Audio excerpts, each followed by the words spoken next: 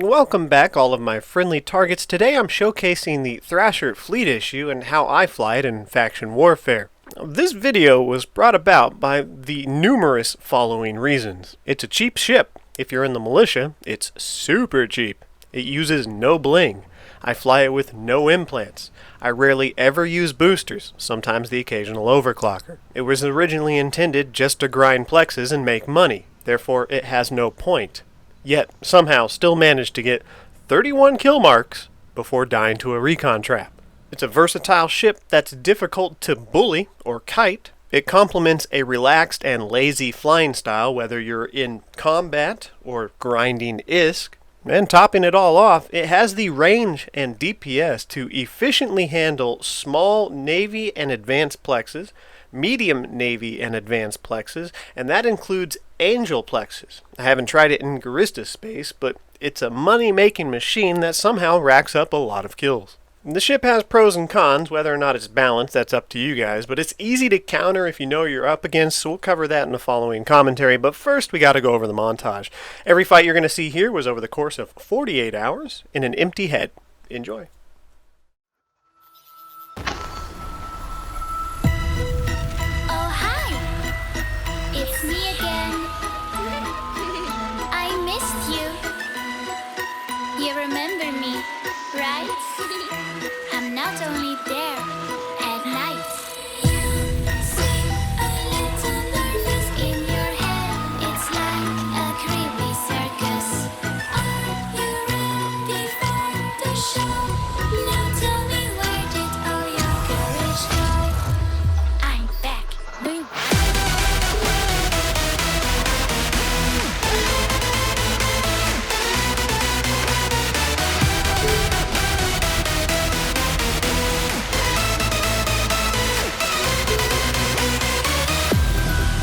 I control you, just as in a game. But don't try to fight me back. You can't break me. Try it, and you shall see.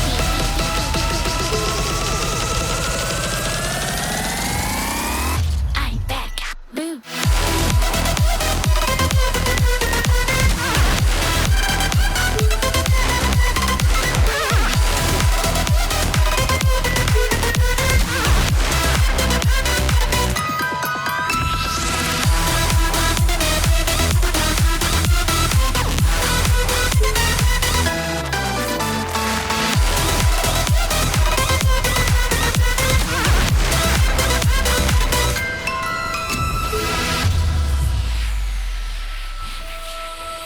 You are unprepared. I would swear you are pretty scared. It is like a magic show, a darker flow. I won't let you go. I'm here.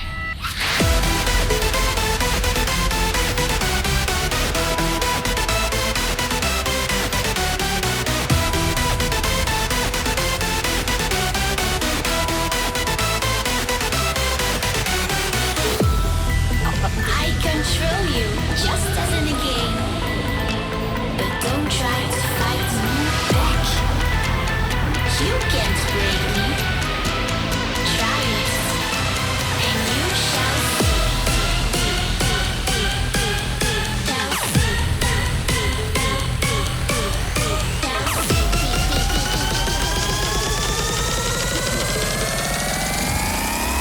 I'm back.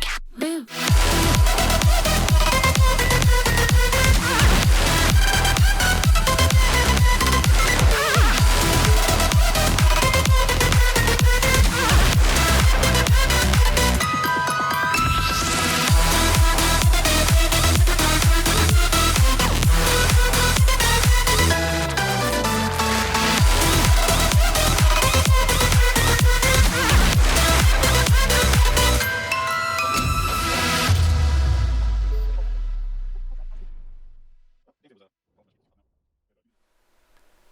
Whether or not you're in the Minotaur militia, the upfront cost of the Thrasher fleet is pretty cheap. Although if you are in the militia, it's even cheaper, with an out-of-pocket cost of about 6 million ISK for the blueprint and the materials to build it, and that's with the inflated prices in red. Completing one small faction warfare plex offers well beyond the measly 12,000 LP required to buy the blueprint.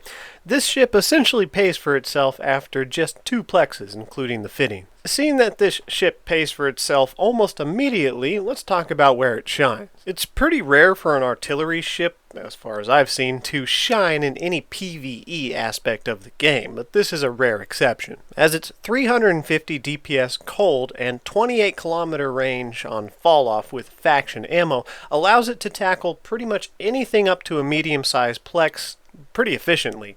It will still do larges, but the grind is not worth the time. The beauty of this ship is its ability to sit pretty much in between where the rats spawn in a plex and the warp-in, so you're optimal for catching targets trying to kill you and grinding away the ISK. Where it is true, the autocannon variant does significantly more damage and can tackle large plexes with ease, you're left quite vulnerable when caught off guard by anybody trying to kite you. And at least in my testing, I've noticed that the autocannon variant of the Thrasher fleet issue tends to get outbrawled by cat navies and coercer navies. It's in my opinion that this ship really shines with artilleries, taking advantage of its decent damage at extended ranges. For the most part, being able to reach out to 28 kilometers on faction ammo means that if something can point you, you can usually kill it, or at least scare it away. This has its limits, of course, and that's where we come to the weaknesses of the Thrasher fleet. If a target's able to pull away from you with a tracking disruptor, you're going to have a hard time hitting it,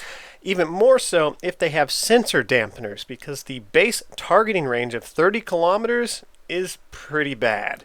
So it's really easy to break your lock on a ship with sensor dampeners. A perfect example of this is the Garmer, which was able to kite me at 40 kilometers outside of my targeting range. I basically couldn't do anything about it. Dual webs and no point on a destroyer is nothing new. This has been going on for years. However, howitzers really take advantage of it, because the threshold between I'm tanking just fine to oh crap, I just died is very thin. When you couple that with the fact that this sits inside plexes and your targets punch in on you, they want the fight, so they're not immediately thinking about running away. Which brings us to what this ship is not designed to do.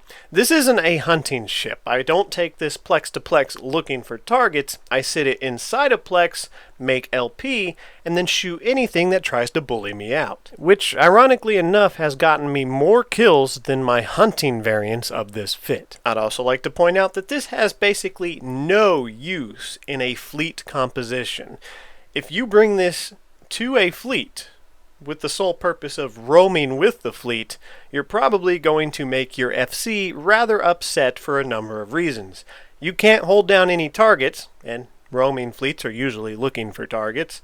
You're also slow with an afterburner. So, I mean, if a fight's happening nearby, feel free to go join in, but do not take this out in your fleets on purpose. Admittedly, I'm a max-skilled pilot when it comes to anything that could help the Thrasher fleet tank more, go faster, lock further, and do more damage. In my area, filled with other max-skilled pilots, this is a necessity, so your results, depending on location, will certainly vary. Alpha pilots, if this doesn't help you too much, I'm sorry, I can't do much about that, but luckily, its small weapon systems doesn't take too long to max out a Thrasher fleet, relatively speaking, in the time frame of Eve. The fit for this ship, as well as its flying style, are pretty simple, no overcomplications.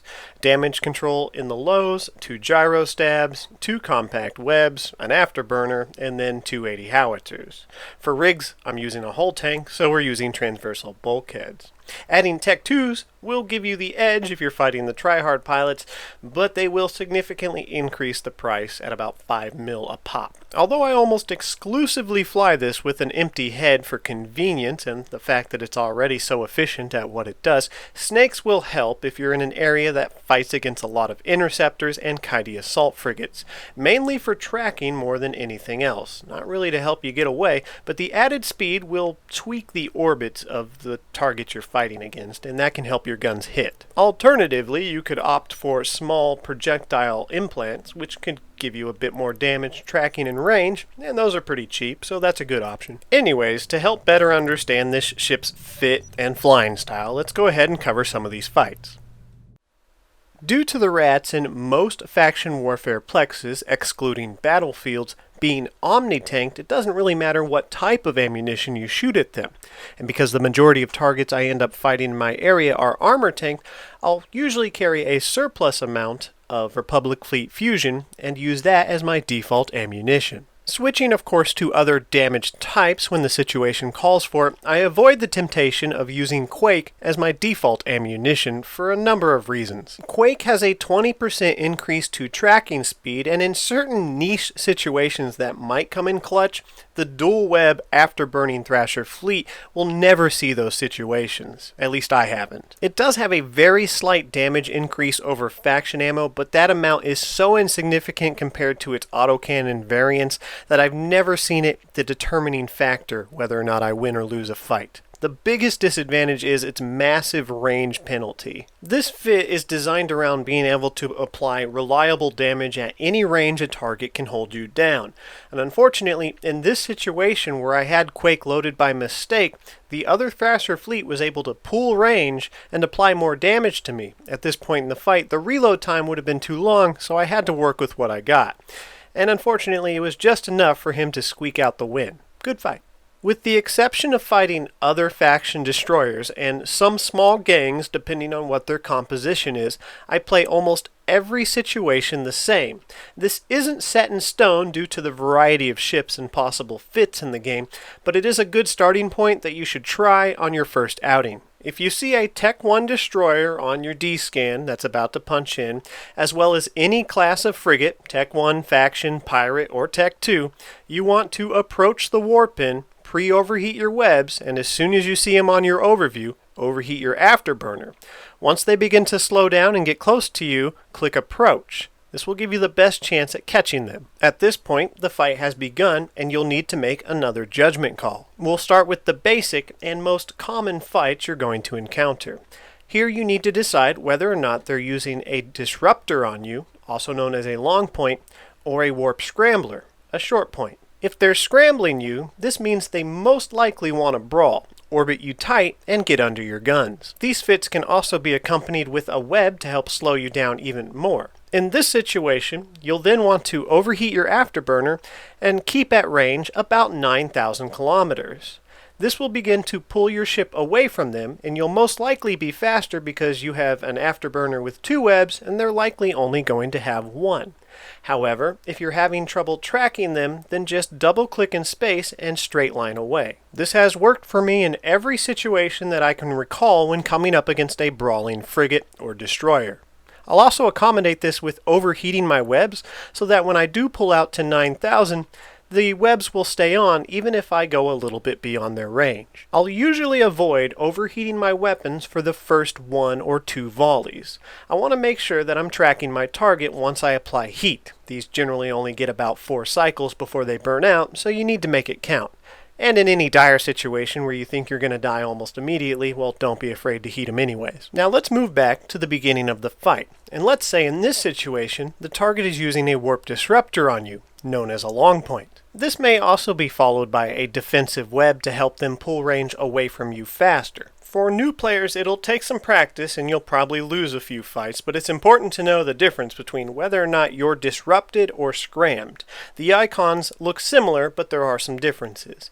A scram, as we discussed in our first scenario, is a dark blue icon, and the disruptor is a pale blue. If the pilot is disrupting you, it means they're most likely trying to get away from you and kite. And in that situation, you would want to almost always keep approaching them with an overheated afterburner, making no attempt to keep at range. If your target has managed to pull away from you outside of your web range, don't panic. Keep approaching and gauge your hits.